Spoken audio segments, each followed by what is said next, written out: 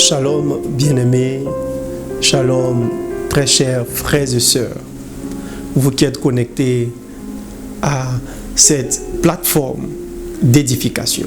Bienvenue à Tribune d'Impact. Désormais, nous allons partager quelques moments dans la parole de Dieu avec le Saint-Esprit. Et je crois que Dieu vous fera du bien. Dieu vous fera du bien. Tribune d'Impact est un rendez-vous qui vous permettra d'avoir des questions à vos réponses et des solutions pour toutes les situations que vous traversez. La Bible dit qu'il envoya sa parole et sa parole les guérit. Ça veut dire que toute solution se trouve dans les Écritures. Même la guérison se trouve dans les Écritures. Prions ensemble le Seigneur afin que par son esprit nous soyons conduits. La Bible déclare dans le psaume 119 verset 130 que la révélation des paroles de Dieu éclaire et donne de l'intelligence aux simples. Prions le Seigneur. Père, nous avons besoin des révélations de ta parole. Tu as dit, pour nous, ce n'est pas un homme qui va nous enseigner, mais c'est ton onction qui va nous enseigner toutes choses.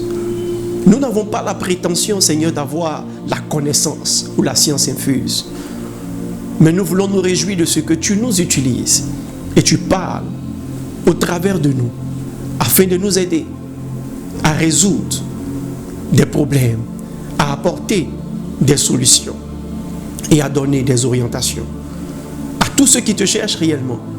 Seigneur, fais-nous passer de l'autre côté du voile, là où ta parole est révélée sans mystère, là où nos intelligences sont capables de recevoir de toi, au nom puissant de Jésus.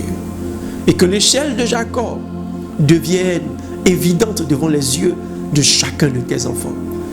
Et que chacun sache quelle barre attraper, quel pas amorcer pour pouvoir entrer dans sa destinée glorieuse au nom puissant de Jésus. Et nous disons Amen. Alors ce matin, nous allons partager ensemble un sujet que je juge important.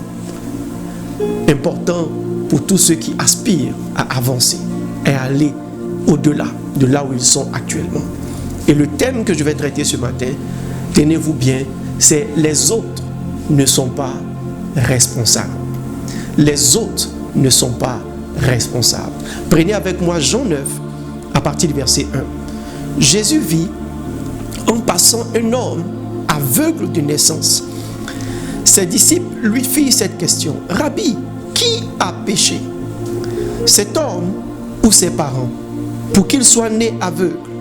Et Jésus répondit, ce n'est pas que lui ou ses parents aient péché, mais c'est afin que les œuvres de Dieu soient manifestées en lui. Bien-aimés, l'intervention des apôtres, c'est typiquement le type d'intervention, le type de réflexion que nous avons devant certaines situations. Et c'est normal.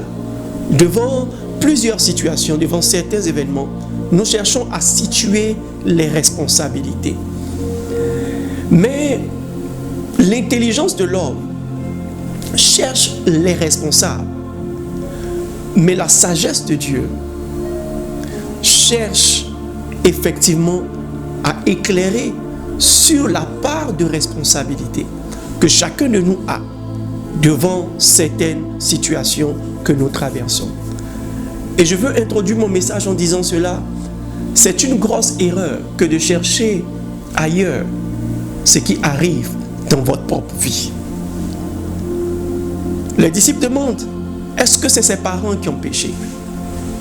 Est-ce que c'est parce que l'économie est touchée dans les nations? Est-ce parce qu'il y a la crise sanitaire? Est-ce parce que la véritable solution aurait été de demander quelle est la raison? Pourquoi? Naturellement, nous croyons savoir ce qui arrive. Nous posons des questions, mais avec des semblants de réponse en nous. Celui qui veut la réponse de Dieu est obligé de se taire sur son intelligence et d'être attentif à la voix du Seigneur. Et j'espère que toi qui es connecté ce matin, tu cherches vraiment à être orienté par Dieu, par la sagesse de Dieu, sur la solution dans les situations que tu traverses. Répète avec moi s'il te plaît, l'autre n'est pas responsable. La Bible dit dans le livre de Proverbes 26, prenez avec moi Proverbes 26, le verset 2. Proverbe 26, le verset 2. La Bible dit, comme l'oiseau s'échappe, comme l'hirondelle s'envole, ainsi la malédiction sans cause n'a point d'effet. En réalité, toute situation qui nous arrive a une raison. Toute situation qui nous arrive a une cause. Et la cause, comme Jésus le dit, peut être humaine ou peut être divine. Dans le cas où la cause est divine, il va de soi qu'il y a beaucoup de paramètres à prendre en compte. Une chose est sûre, ce que nous pouvons dire avec certitude, lorsque quelque chose arrive dans la maison de l'Éternel, c'est pour sa gloire. Si l'événement que tu traverses, si la situation que tu traverses, si l'épreuve que tu connais aujourd'hui est une orchestration divine, attends-toi à rendre témoignage d'une grande gloire de Dieu. Attends-toi à rendre témoignage de ce que Dieu est sur le point de créer un bouleversement. Et l'une des choses qu'il faut que vous sachiez, bien-aimés, c'est que Dieu fonctionne dans sa propre logique. Jésus dit, je suis le chemin, la vérité et la vie. Lorsque Dieu veut faire quelque chose dans la vie d'un homme, il tient compte de la matière première. Ce que j'appelle la matière première, c'est ce que Jésus a défini comme étant la pâte que la pâtissière a déjà préparée. Et le royaume est comme le levain qu'on vient ajouter. Alors la matière première, c'est la pâte. Qu'est-ce que j'appelle la pâte? Quelle est cette pâte que la volonté de Dieu doit toucher? Quelle est cette pâte qui peut être responsable soit de nos difficultés, de nos déceptions, ou même responsable de nos bénédictions, de nos progressions et de nos témoignages? Et la première pâte, la première identification de la pâte, c'est le type de mentalité que nous avons, le type de pensée que nous avons. Prenez avec moi Proverbe 23, le verset 7. J'espère que vous me suivez ce matin. Proverbe 23, le verset 7 dit, car il est comme les pensées de son âme. Car il est comme les pensées de son âme. Et en d'autres versions, il est dit, telles sont les pensées d'un homme, et tel il est.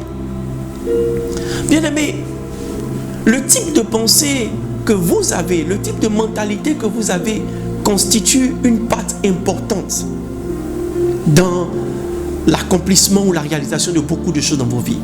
Si vos pensées sont négatives, bien-aimés, des choses négatives vont vous arriver. Si vos pensées sont défaitistes, toute votre énergie, tout votre corps va réagir comme un homme ou une femme qui a déjà échoué dans la vie. C'est pourquoi la Bible dit dans le livre de Romains 12, soyez transformés par le renouvellement de l'intelligence.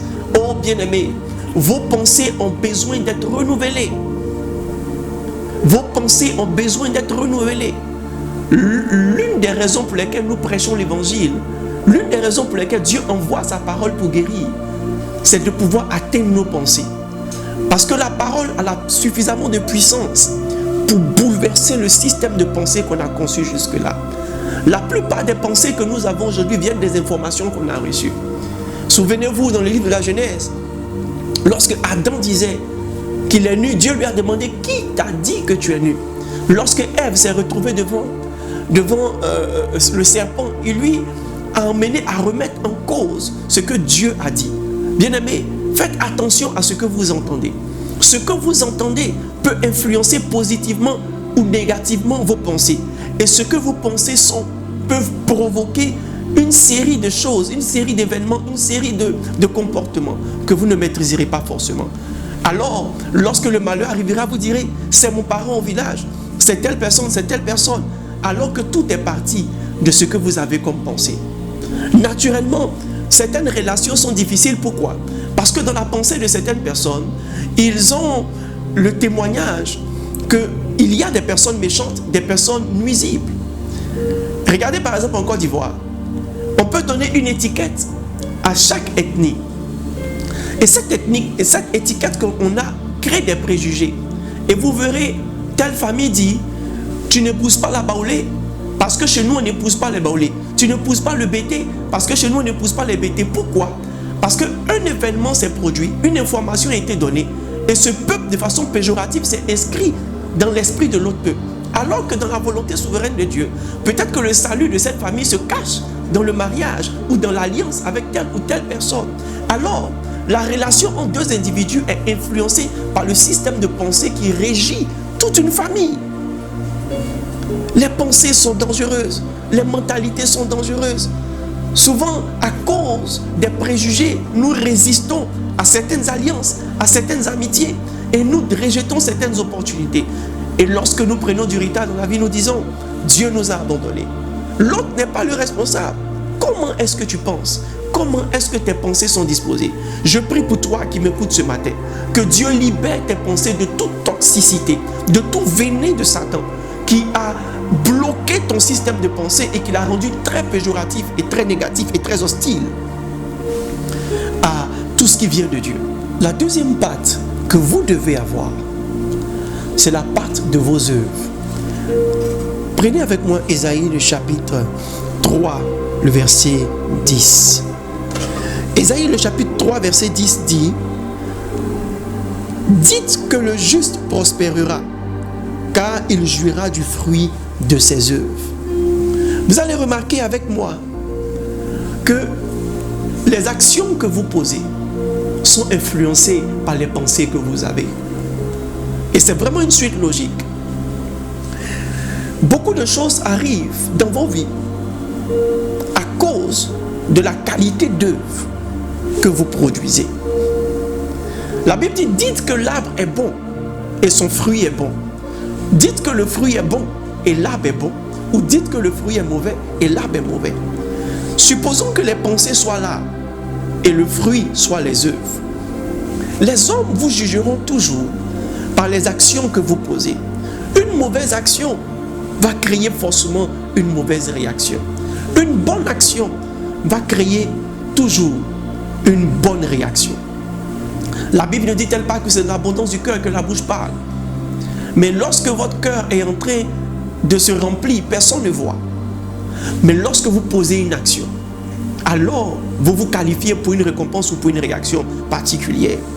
Pourquoi dire que les autres sont responsables de ce qui vous arrive, ou du mépris que certaines personnes ont envers vous, ou du rejet que vous expérimentez alors que vos actions sont mauvaises? Vous allez trouver aujourd'hui dans certains environnements, dans certaines sociétés, dans certaines communautés, dans certaines familles, des personnes qui sont tout le temps en train de se battre ou de faire des histoires. Et bizarrement, ces personnes vont se retrouver un jour isolées. Pourquoi? Parce que lorsque les gens seront fatigués de faire des histoires, on s'éloignera d'elles. À qui la faute? Lorsque tu es rejeté à un moment. C'est vrai, le rejet n'est pas une bonne chose. Et la miséricorde de Dieu veut qu'on puisse accepter chaque homme avec son défaut. Mais bien aimé, jusqu'à quand? Jusqu'à quand être avec toi ou te supporter devra faire le sujet d'un effort particulier de la part de ceux qui sont avec toi? Supposons que Dieu te crée une opportunité aujourd'hui et que tu rentres dans une entreprise et que tu commences à travailler.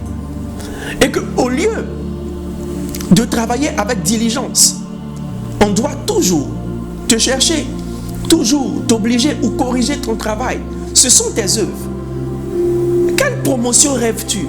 Quel que soit le type de prière que tu vas faire, quel que soit le type de jeûne que tu vas faire, tes œuvres sont évidentes. Et la Bible dit, dites que le juste prospérera, parce qu'il va jouir de ses œuvres. Donc la prospérité est rattachée à la qualité d'œuvre que vous produisez. Comment te comportes-tu en entreprise? Comment te comportes-tu dans la société? Comment te comportes-tu dans tel ou tel environnement? Quel est le fruit qui sort de toi? Qu'est-ce qu'on reçoit de toi? Qu'est-ce que tu produis? Qu'est-ce que ta vie produit?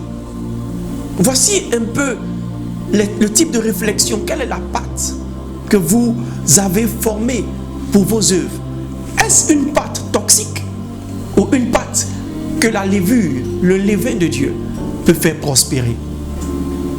Remettez-vous en question. Souvent, nous entendons les personnes dire, les gens ne m'aiment pas parce que telle personne a parlé mal de moi. Mais la Bible dit, afin que là où les gens vous condamnent, ils voient vos bonnes œuvres et glorifient votre Père qui est dans le ciel. Il est vrai que des personnes par méchanceté peuvent vous dénigrer, peuvent créer un système de pensée dans l'esprit des gens. Mais je connais le Dieu qui est juste, le Dieu qui justifie. En Romains 8, la Bible dit, c'est Dieu qui justifie. Et si vos œuvres sont bonnes, Dieu vous justifiera. Et là où les gens vous condamnent, ils verront vos bonnes œuvres et glorifieront votre Père qui est dans le ciel. Devenez des hommes et des femmes de qualité. Devenez des hommes et des femmes vertueux. Devenez des personnes qui sont intègres. Des personnes diligentes, des personnes engagées, travailleuses, bosseuses. Et des personnes excellentes.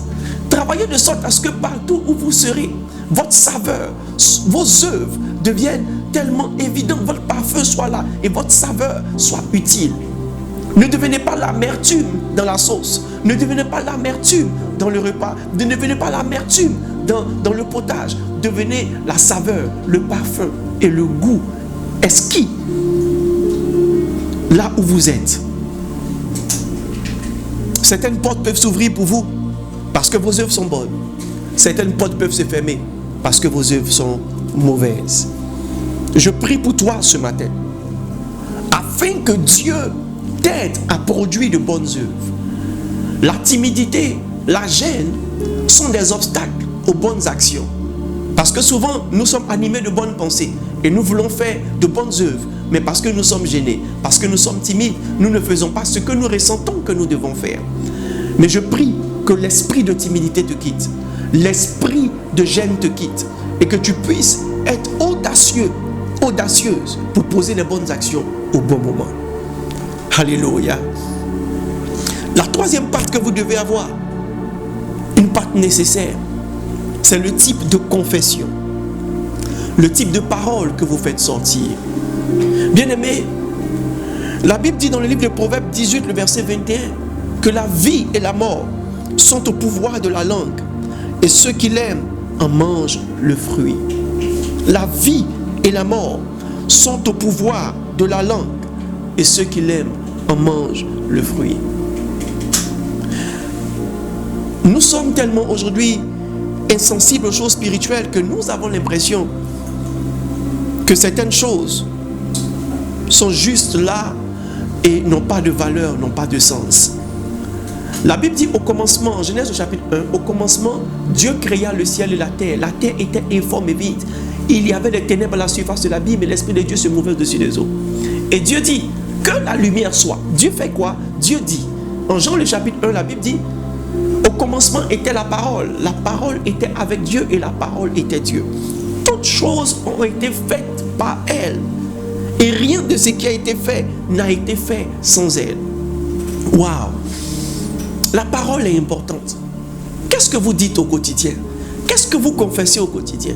Certains blocages que vous vivez aujourd'hui, certains problèmes que vous avez aujourd'hui viennent du fait que vous confessez que la négativité, que vous ne dites que des méchancetés, que vous n'avez que la bouche pour calomnier, la bouche pour critiquer, ou la bouche même pour raconter que de mauvaises choses.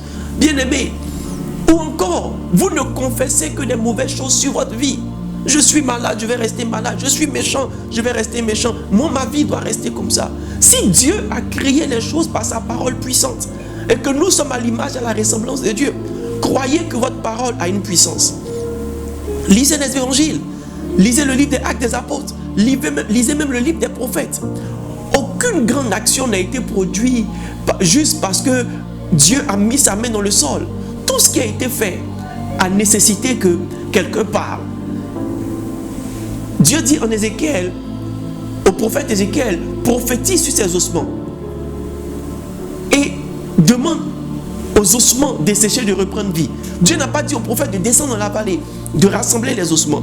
Mais Dieu a cru en la parole d'autorité qu'il a mis dans la bouche de son serviteur. Ta parole a une autorité. Regardez aujourd'hui certains parents qui traitent leurs enfants de bêtes, qui maudissent à la rigueur leurs enfants au moins de mécontentement. N'oubliez pas une chose, très chers parents. Un enfant est le repos que Dieu vous donne pour demain. Si vous le maudissez aujourd'hui, vous annulez votre repos. Pourquoi dire à ton enfant qui fait des erreurs aujourd'hui qu'il ne deviendra jamais rien demain, alors que c'est ce qu'il doit devenir demain qui t'aidera toi à avoir du repos? Bénissez vos enfants. En Colossiens 4, le verset 6, il dit que vos paroles soient toujours accompagnées de grâce, assaisonnées de sel, afin que vous sachiez comment il faut répondre à chacun. Que vos paroles soient des paroles de bénédiction sur vous, sur ceux qui vous entourent. Apprenez aussi à rendre bon témoignage de ceux qui sont autour de vous. Écoutez-moi très bien. Si vous êtes celui ou celle qui a toujours quelque chose de mal à dire sur quelqu'un, n'oubliez pas que vous donnez le type de pensée que quelqu'un doit avoir sur vous. On vous verra comme la personne qui dénigre. Et on sera facilement obligé de mal penser de vous au moment où vous allez poser une mauvaise action. La Bible dit, la mesure que vous utilisez pour les autres, c'est la même mesure qui sera utilisée pour vous. Apprenez à rendre bon témoignage. Apprenez à voir aussi les qualités des autres. Apprenez à voir ce qu'ils ont fait de bon.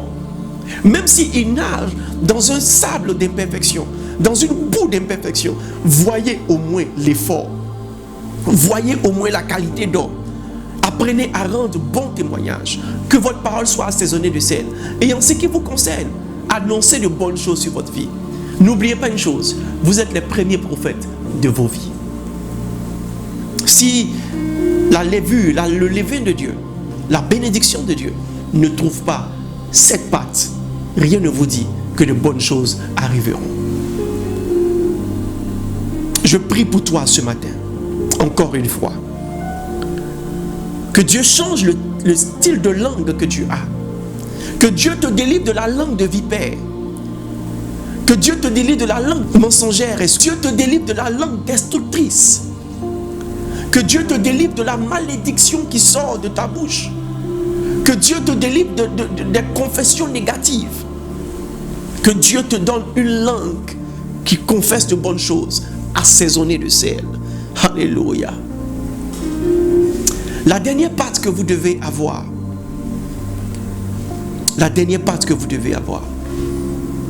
qui est une part aussi importante, c'est la vision. Prenez avec moi Matthieu 6, le verset 22. J'espère que vous êtes bénis. Prenez avec moi Matthieu 6, le verset 22. L'œil est la lampe du corps. Si ton œil est en bon état, tout ton corps sera éclairé. En parlant de l'œil ici, Jésus fait appel à la vision. Lorsque vous prenez acte 8, acte 9, parlant de Saul de Tarse, la Bible dit qu'il respirait la haine contre les chrétiens. Et plus tard, on va découvrir en acte, le chapitre 9, que la raison pour laquelle il respirait la haine pour les chrétiens, c'est à cause du fait qu'il y avait des écailles sur ses yeux. Les écailles qu'il avait sur ses yeux lui donnaient une certaine qualité de vision, une certaine qualité de sentiment, une certaine qualité d'émotion, une certaine mauvaise énergie. Il respirait la haine. Bien-aimé, il croyait qu'il voyait alors qu'il ne voyait pas. Si la lampe, l'œil qui est la lampe du corps, est en mauvais état, le corps est dans les ténèbres, le corps est dans le noir. Toute l'énergie que vous avez dans la vie est déterminée par les objectifs que vous avez. L'une des choses que je vais vous recommander, c'est de vous rassurer que l'objectif que vous avez est effectivement l'objectif de Dieu pour votre vie. Pas un objectif emprunté, pas un objectif imposé, pas un objectif de corruption qui vous a été donné. Bien aimé, Saul de Tarse n'avait aucune relation avec Jésus, il n'avait aucune relation avec les chrétiens. Mais à cause de l'environnement qu'il fréquentait, il fréquentait les maîtres de la loi qui étaient déjà haineux, il fréquentait les pharisiens qui étaient déjà haineux, il fréquentait les sadducéens qui étaient déjà haineux, il fréquentait un environnement qui avait un certain système de vision. Il n'a pris que la vision par emprunt ou par héritage, jusqu'à ce que Jésus se révèle à lui. Je prie pour toi, afin que la vision de ta vie te soit révélée. la vision de ta vie te soit révélée.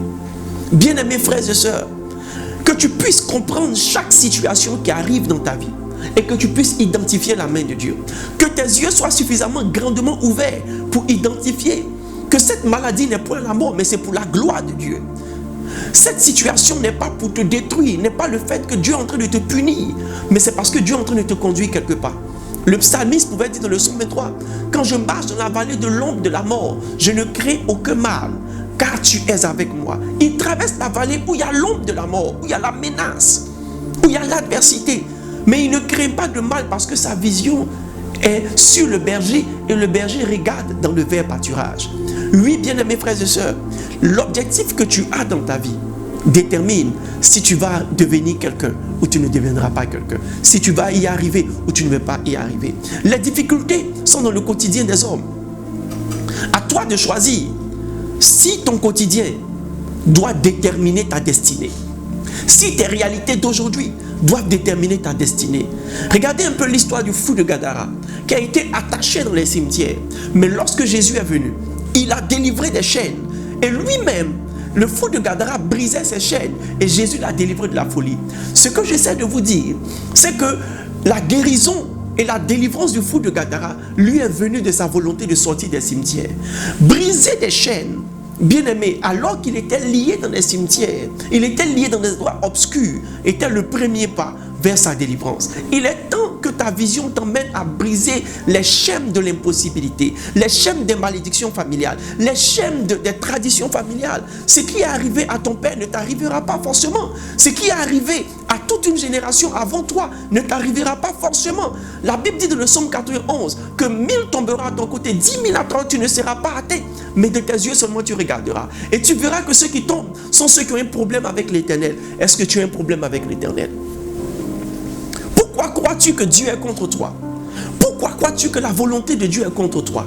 Alors que la Bible dit en Jérémie 29, verset 11, je connais le projet que j'ai formé pour toi. Oh bien-aimé, le projet de Dieu est pour toi. Pour toi, pour nous. Et la Bible dit, c'est à notre égard la volonté de Dieu manifestée en Jésus-Christ. C'est en notre avantage. En ton avantage. Que ta vision change. Deviens un homme ambitieux. Deviens une femme ambitieuse. Deviens un homme de vision. Deviens une femme de vision.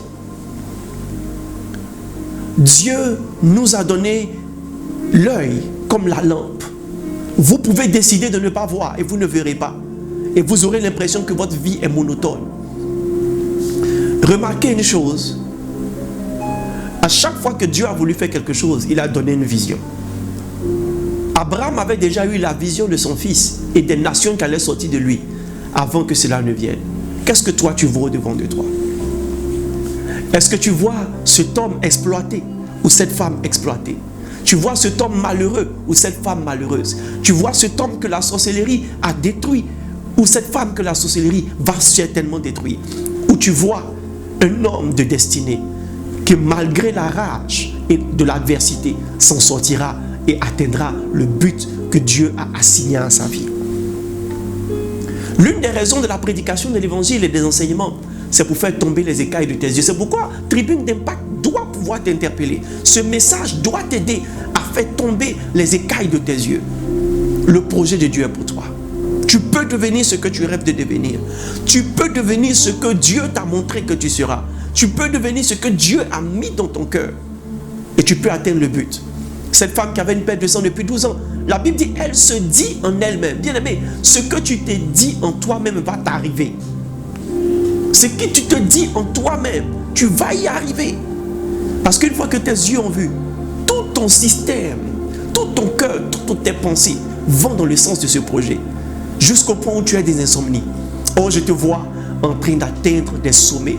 Je te vois en train de réaliser tes projets. Et je te vois en train de bouleverser des nations. Et en train de changer le témoignage de ceux qui t'ont précédé. Je te vois en train d'être le modèle de plusieurs. Un modèle de succès. Un modèle de salut. Un modèle d'inspiration. Et un modèle de combativité. Cette maladie lui est arrivée afin que la gloire de Dieu soit manifestée dans sa vie. Prions ensemble le Seigneur. Père, afin que ta gloire arrive dans la vie de tes enfants. Que la pâte soit excellente. Délivre-nous du venin de Satan. Délivre-nous du venin des sorciers dans nos pensées, dans nos actions, Seigneur, dans nos confessions et dans nos visions. Que nous ayons ce qui est favorable pour que ta gloire, telle que promis, arrive dans nos vies. Au nom de Jésus. Waouh! Quelle bénédiction, quelle grâce, quelle opportunité nous avons eue durant ces quelques minutes à partager les Écritures. Je crois de tout mon cœur que ce message, si tu l'écoutes, tu le réécoutes, tu le médites et tu pries en fonction, ta vie ne sera plus jamais la même. Tribune d'Impact, cette plateforme, cette tribune est pour toi. Toi qui as soif de la vérité, toi qui as soif de la solution, toi qui as soif de la réponse. Il y a un Dieu qui t'entend et qui te donnera certainement une réponse. Que Dieu te bénisse.